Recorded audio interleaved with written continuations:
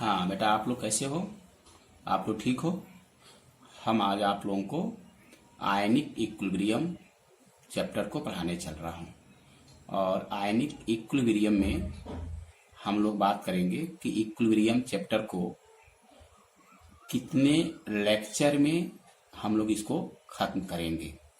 ठीक है, यानी आयनिक इक्विलिब्रियम में किस किस टॉपिक को हम लोग इसको फिनिश करेंगे। जैसे हम लोग बात करते हैं लेक्चर नंबर 1। लेक्चर नंबर 1 में हम लोग बात करेंगे, मोस्ट इम्पॉर्टेंट टॉपिक आपका है जिसमें एसिड बेस कॉन्सेप्ट आता है। Acid and base concept, acid and base concept की बात करेंगे हम लोग। और इससे रिलेटेड जितने क्वेश्चन आपके एग्जाम में नीट प्लस जेई मेंस में आए होंगे हम आपको करा देंगे। लेक्चर 2 में हम लोग बात करते हैं, लेक्चर 2 में हम लोग बात करेंगे आपका Ostwald dilution law. Ostwald's dilution law, very very most important for your JEE as well as NEET examination, only based on numerical. Ostwald dilution law. Lecture 3 की हम लोग बात करेंगे pH scale as well as pH scale plus buffer solution की बात करेंगे हम लोग। Buffer solution, not theoretical, only discuss to numericals because your question is ask numerical based.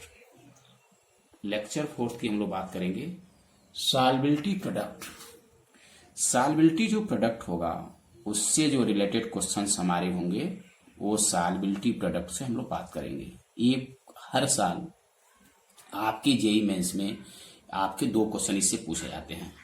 Lecture 5 में हम लोग बात करते हैं salt hydrolysis, very very most important for IIT JEE advance hydrolysis. ये 5 लेक्चर्स हैं और इस लेक्चर्स में हम लोग जो इम्पोर्टेंट टॉपिक हैं जो आपके एग्जाम में पूछे जाते हैं हम लोग डिस्कस कर देंगे।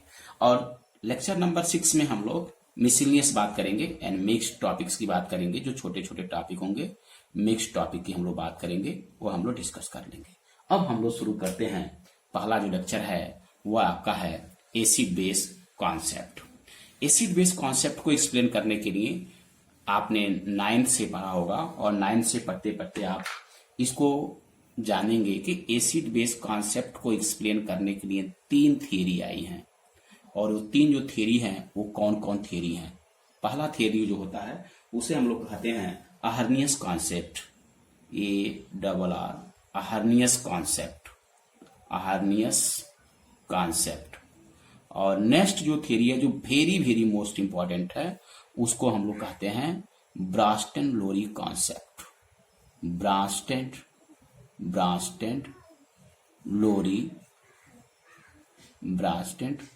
लोरी कॉन्सेप्ट।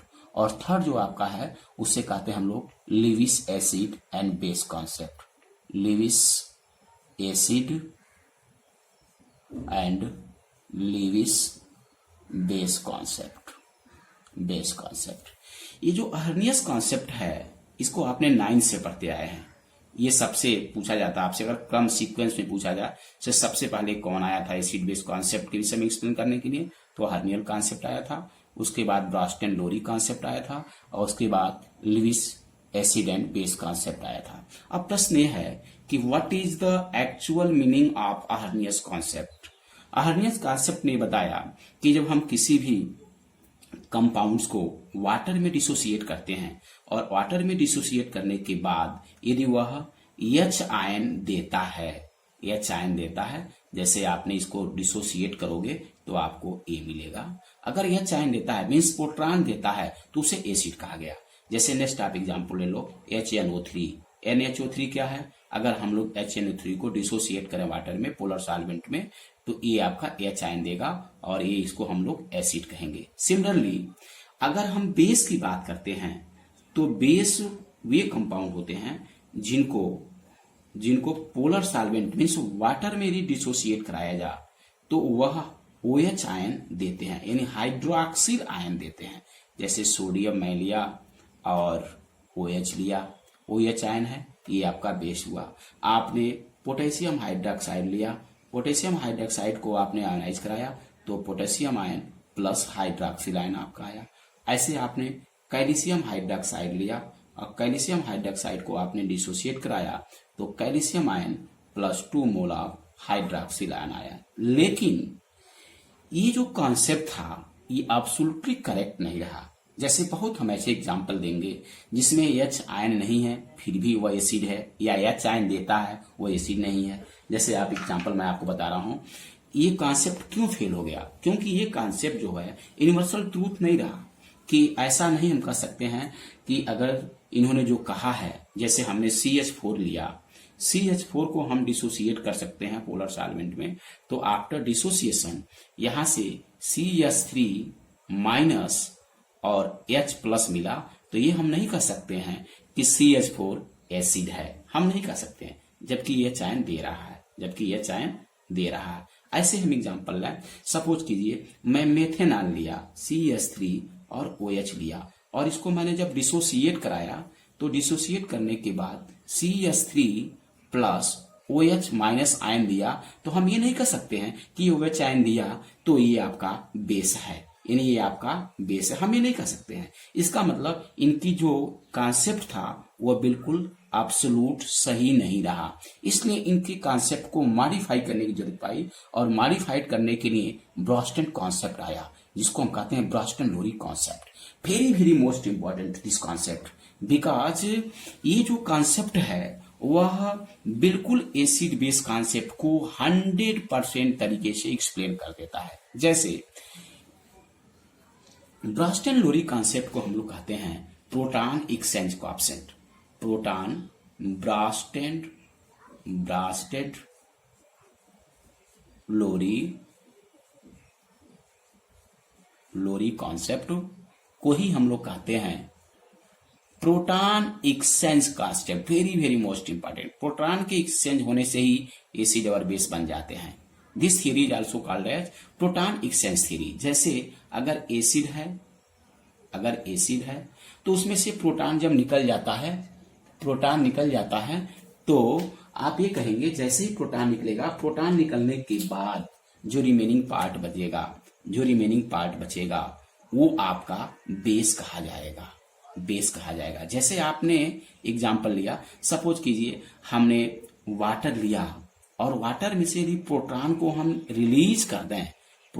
रिलीज कर दें तो हमारा OH आयन बना, और OH आयन जो है इसका नेचर कैसा है? बेस है। लेकिन अगर हम इसको H आयन को एक्सेप्ट करा दें तो ये क्या हो जाएगा? एसिड हो जाएगा। अर्थात प्रोटॉन के एक्सचेंज होने से ही ब्रॉस्टन लोरी की कॉन्सेप्ट डेवलप हुई। जैसे हमने कहा HCl है और मैंने आपको NaH3 लिया। देखो बेटा, ये बिल्कुल समझने वाली चीज है, अगर आप समझ गए तो जिंदगी में कभी नहीं भूलोगे। ये एसिड है ना, तो एसिड क्या करेगा?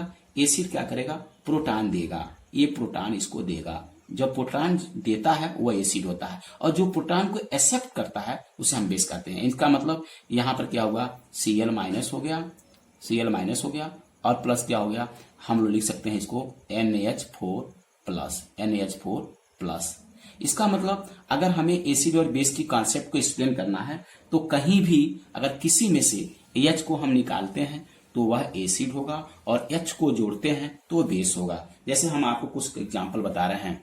एग्जाम्पल ये है कि आपसे कहा जाए कि इन विच फॉलोइंग एसिड इज, आप इस एसिड में से आप कॉन्जुगेट बेस बनाओ। जैसे हमने कहा, सपोज कीजिए कि आपने NaH3 है। NaH3 क्या है? ये बेस है। अगर हम इसमें H आयन को जोड़ देते हैं तो बनने वाला जो नेक्स्ट कंपाउंड होगा वह हमेशा क्या होगा? एसिड होगा। अगर आपने सपोज कीजिए ये आपने एसिटिक एसिड लिया, ये क्या है? एसिड है। यदि हम इसमें से प्रोटॉन को निकाल दें, माइनस एच को कर दें, तो आने वाला जो रिजल्ट होगा वो आपका बेस होगा। रिमेनिंग जो पार्ट होगा वो क्या होगा, बेस होगा।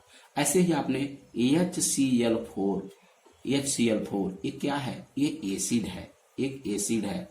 इसमें से आप H आयन को निकाल दीजिए, H आयन निकाल देंगे तो क्या हो जाएगा, ClO4 माइनस, ये क्या हो जाएगा, बेस हो जाएगा। अगर इसी को हमने देखा, अगर हम लोग ऐसे करें, सपोज कीजिए अमोनिया क्या है, ये मान लीजिए बेस है, ये आपने बेस लिया।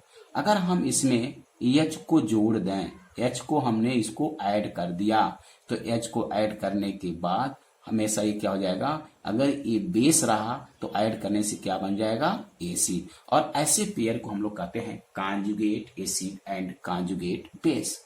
जैसे देखिए हम लोग बात करते हैं, एग्जांपल्स कुछ और लेते हैं हम लोग। जैसे सपोज कीजिए ब्रास्टन लोरी कॉन्सेप्ट को ये पूछा जाता है कि इसमें से कौन सा कॉन्जुगेट एसिड है या कौन सा कॉन्जुगेट बेस है। मैं आप इस पर एग्जांपल्स करा रहा हूं आपको। जैसे एसिड है आपका, एसिड्स हैं, कौन कौन से एसिड है मैं आपको दिख रहा हूं। जैसे आपने HCl4 लिया, ये आपका एसिड है। मैंने H2SO4 लिया, ये आपका एसिड है। मैंने HNO3 लिया, ये आपका एसिड है। मैंने HS4 माइनस लिया, ये भी आपका एसिड है।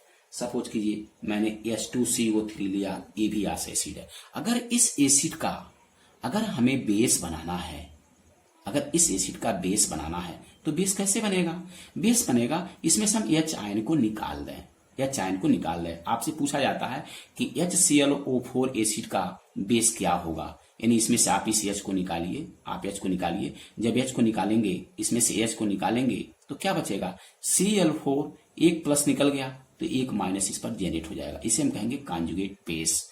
अगर आपने देखा, अगर इसमें से आपने एक H निकाल लिया तो एक H निकाला तो HSO4 ये माइनस, ये भी आपका बेस हो गया।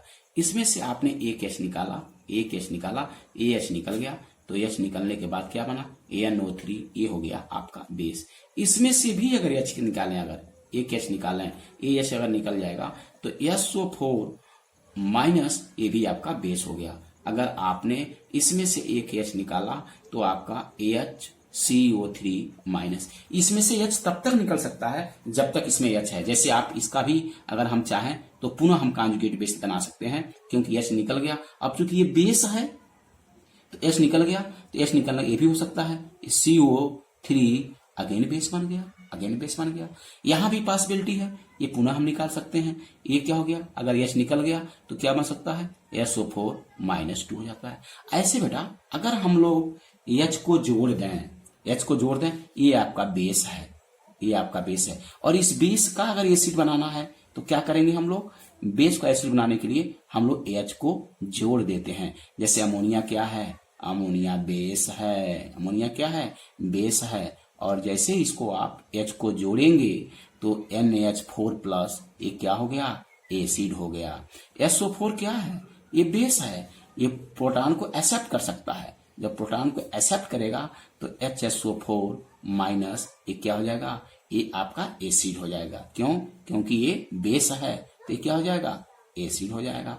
आपने HCO3 माइनस, आपने क्या लिखा है, ये बेस है क्योंकि इस पर नेगेटिव चार्ज है, तो क्या हो जाएगा, आप H जब जोड़ेंगे तो क्या हो जाएगा, H2CO3, ये क्या हो जाएगा, एसिड हो जाएगा। तो बेटा हम लोगों ने ब्रास्टन लोरी कॉन्सेप्ट को क्लियर कर लिया, और Bronsted Lowry concept is the very very important concept. अब आप लोग इसको अच्छे से समझ गए होंगे। लाइक करिए, शेयर करिए,